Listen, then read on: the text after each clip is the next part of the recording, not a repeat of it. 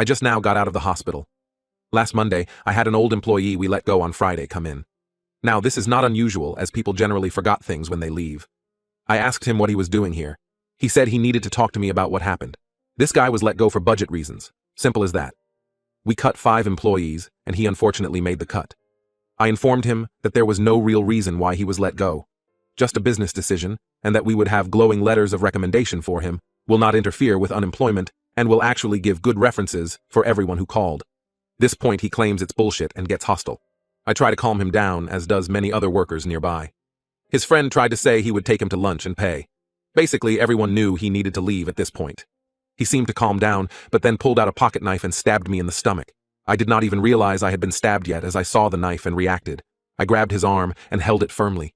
The adrenaline was running through me so much I did not realize I had been stabbed yet until I saw the blood. I started to panic and punched him with my free hand in the jaw a few times. I guess one of them hit home as he dropped to the ground. I sat down on the ground, holding the knife in me, as I knew it was probably the only thing keeping me from bleeding out. The other workers that were there held him down until the police arrived. The ambulance took me and I went in for surgery. Today I receive a phone call that I do not have to return to work. I told my boss that I would be ready for light duty on Monday. He said that my health was not what he meant. One of the HR guys saw me punch the fired worker a few times and said that my face was like a vicious animal. Exact words.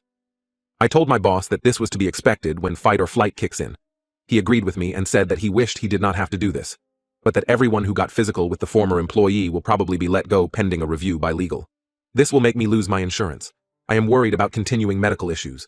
The stab wound is still infected, but I have been given both pills and a cream for this. I am mainly worried about losing the job. Is there any kind of suit I can bring up if I am fired for this? I know you can sue someone for anything you want. I am asking about suits that would have a reasonable chance of winning given a good lawyer. Also, is it legal for my job to fire me and the guys who helped over this? The guy was only out for maybe half a minute, so he was still a danger. It took the police 12 minutes to show up. Hello, the ambulance was forced to wait outside for 5 minutes until the police showed up to secure the situation. This guy had plenty of time to harm other people. How can a job just up and fire everyone like this? I'm guessing yes, because Texas. But is this even legal? Update. So before I give the update, I wanted to say a few things. First, I am not some jiu-jitsu, Muay Thai, Taekwondo, Krav Maga, or Patrick Swayze Roadhouse-style bar bouncer. I am not a veteran who obtained my sick martial arts skills in the streets of Mosul. What happened was simply adrenaline and a decent amount of martial arts training I received when I was a kid kicking in. Although I do occasionally work out at the gym at my work, so I am stronger than your average network admin. Also, for those calling bullshit in the PMs saying that a punch to the jaw will not knock you out, well, I have a small lesson. A well-placed punch to the jaw can cause minor to major brain trauma, as the act of your brain shaking about in your head can overload the nervous system, making you lose consciousness. Your muscles instantly relax, and you fall to the ground with no memory of the last few seconds. In other words, go watch some UFC. Second, to the people in the thread and in my PMs, I did not punch him in retaliation for stabbing me. His knife was still inside me, and his hand was on the knife when I punched him in pure fear. More like 100% pure terror. So on to the update. The company I worked for is a wholly owned subsidiary. This will be important later. The CEO of my company was unwilling to hear my side of it, no matter how many times I tried to approach him. The best response I got was when his secretary gave me the line of trusting the decisions of HR. Several emails and 2 phone calls got the same response from him and his assistant each and every time. Because of the fact that no one at the office is willing to even hear my side, I decided to go to a lawyer that was recommended through a friend. Friend contacted a lawyer he used in the past who referred me to someone he trusts. Upon hearing my story, the lawyer was very eager to take my case on contingency. As an added bonus, he decided to represent the other 3 guys who helped out that day as well. The lawyer decided to name the parent company in the suit alongside our former employer. His reasoning is that the parent company would have reviewed all corporate policies that the subsidiary has, and that they would have had final say on the policies and procedure. This would have inevitably included the zero-tolerance workplace violence clause that caused us to be terminated. Well, the parent company, a company with many public contracts for city and state police in the area I might add, was not too happy to hear about what had happened. The event was apparently downplayed when it was reported to the parent company. They told the parent company something along the lines of, a scuffle broke out in the office. As a result, one of the employees was seriously injured. All employees involved will be terminated and law enforcement are handling the criminal aspect. Paraphrasing, but that was the gist of it. Upon hearing about the truth of the matter, they were very quick to set up a meeting with us. This is a company that is in the self-defense and security business. not to be confused with people in the firearm business. They do not sell firearms, but do provide armor, non-lethal options, and have security subsidiaries for police, security firms, and private citizens.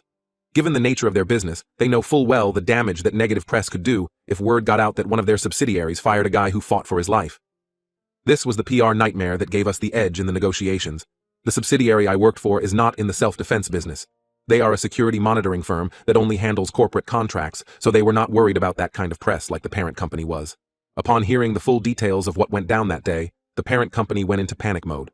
The 3 guys who held down my attacker won't be getting their old jobs back, but they were offered jobs doing the same thing at parent company's facility, 12 miles away. They will also be compensated for lost wages at time and a half their normal pay rate for the time they were out of work. Parent company pretty much directed our old company to comply with this offer, and our old company cut them a check. Since parent company has better benefits and better pay, this was a slam dunk victory for those 3. Cherry on top for them is this means a closer drive for all of them. This offer was contingent on the 3 guys not going after either company for monetary compensation outside of what was offered, and the signing of a non-disclosure agreement. With the NDA and a signed contract guaranteeing employment for at least a year, barring obvious reason to fire people, it would have been stupid of them not to take it. For me, it was a little more complicated. They are very willing to offer me the same thing, but there are complications from infections that occurred from the stabbing, as I developed MRSA in the wound. Fortunately, it remains localized in my wound and has not spread to my bloodstream. However, if it progresses any worse than it currently is, my doctor thinks it may be prudent to cut out the infection. It is being watched very carefully, and I spend probably 2 days out of the week in the hospital having the wound drained. In the meantime, I have been offered the job, plus the ability to be paid while I work from home. This would allow me to get on their excellent coverage plan. They only have a 1K deductible for single person. My lawyer basically told me that this was the best possible deal I could get without going to trial. He explained that the parent company can take the hit on the publicity and survive, but that since all they have to do is offer me a job and get the old company to pay me for the time I was out of work, why not? Minor expense to them, and they do not have to worry about bad publicity. I took the deal they offered and signed a non-disclosure agreement. As for the guy who stabbed me, I was very pissed off to learn he was offered a plea deal. His charges were reduced from attempted murder to aggravated assault with a deadly weapon. Since he was a model citizen before his knife-wielding episode, and since this was a crime of passion, he was offered a mere 1 year in prison and a year of probation, plus a 10K fine. I am told that there is the possibility that he can have his record expunged and that he can be out in as little as 6 months. I know that he has not appeared before the judge yet to take this plea deal. They were waiting to see if I would die, as the charge would obviously change from AGG assault to murder too. Once they found out that I was stable and that the MRSA was not life-threatening, they set a court date for the 12th. I will be there. Because of the fact that a lawsuit against him right now would be a lawsuit against his wife and child, I decided not to do anything on that front. Going after him would be a cash grab and would only hurt 2 people who had nothing to do with what happened that day. So I see no reason to sue him. Also, before it is asked, yes, I am taking extreme measures to deal with my MRSA. I have paid a company to come in and clean my house 4 times so far. I am taking my medications on time every time, and I am following doctor instructions for cleaning and replacing bandages. It is getting better, but my doctor thinks I will be dealing with this all the way until after Valentine's Day. Story 2. Eta for breaking a promise and attending my stepdaughter's graduation? I'll start by explaining some backstory. I, 54M, lost my first wife when my son, 25M, and daughter, 22F, were ages 9 and 12. Both my kids took it as hard as you would expect, and to this day have a poor relationship with both my current wife, Doreen, 49F, and my stepdaughter, Amy, 18F. I started dating Doreen about 4 months after my first wife passed. As such, my kids believe I cheated on their mom. Amy was 5 when we got together, and as such, I see her as my own daughter. On to the actual story. 4 years ago, 2 days before Kay's high school graduation, Amy got very ill while visiting her grandparents and ended up needing emergency surgery. My wife and I rushed to be with Amy, and admittedly, I did not communicate well with Kay. At the time, Kay didn't pick up my calls, so I left her a voicemail and several text messages explaining what happened and telling Kay I was sorry, but I would make it up to her. A few hours go by, and I get a call from Kay. She is in hysterics telling me what a terrible father I am, and stated that if I did not attend her graduation, I would be dead to her. I chose to support Amy. True to her words, Kay did not contact me on the day of her graduation. And when came home, Kay's things had been moved out of the house with a note explaining that we were no longer family, and to never contact her again. Luckily, Kay and I were able to reconcile. However, I promised her I would give her absolutely anything in the world to make her forgive me. She said that she would forgive me as long as I refused to attend Amy's graduation, as this was the only way to make it fair. I agreed at the time, thinking she was just joking or angry and would soon forget. This leads me to now. Invitations for Amy's graduation went out, and despite all the hostility, Amy wanted to make sure Kay got one. Kay called Amy later that day and said she would be unable to attend as she and I would be spending the day together per our agreement. Amy broke down into tears, asking me why I was missing her graduation. I assured her I was not, and that I would speak to Kay. Later I explained to Kay that I simply could not miss Amy's graduation. Kay launched into a tirade about how I was a liar and an asshole, and how could I do this to her again. I told her that we would talk when she calmed down, and she said we would never talk again. My son and several of our extended family have all taken Kay's side, saying I didn't see how hurt she was at graduation. My wife believes I am the asshole for even promising that in the first place, as I should have known, it would only upset one or both girls. And Amy is just sad and confused, wondering why Kay hates her.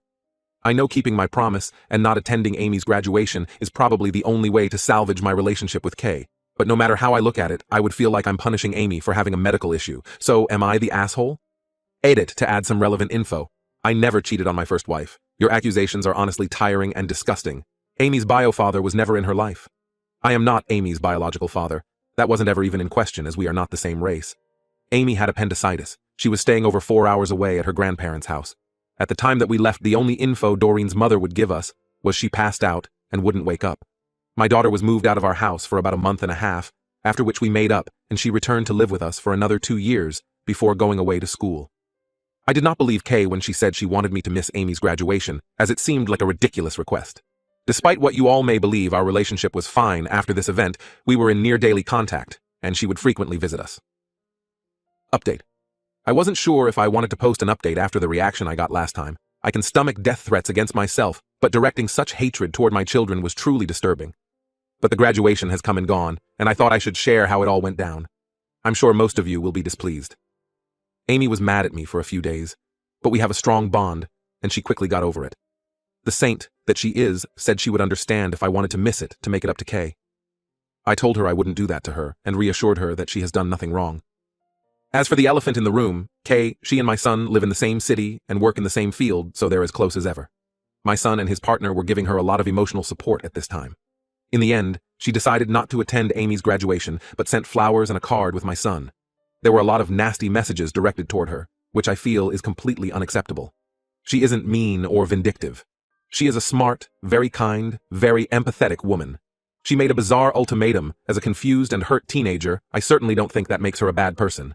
I know all of you seem to think I hate my children, but the amount of pain I feel at the deterioration of my relationship with my daughter is unexplainable. I've been on and off antidepressants since the death of my wife, and at my therapist's suggestion, will be going back on them. It's taking all of my willpower not to reach out to her again, but I've already disrespected her wishes enough. She can choose to reach out to me when and if she ever wants to again, and I'll be waiting. I know it's not the most impactful update, and I'm sure most of you wanted to see me left miserable and alone, but I don't live my life for anyone else's entertainment. I can accept that I'm the asshole. Maybe I'm an asshole in general, but I'm not some evil monster that you all want me to be. I'm a man that made the mistake of sharing his problems with the internet, a mistake I won't be making again. I probably won't delete this account, but I'm not going to be updating in the future. Goodbye.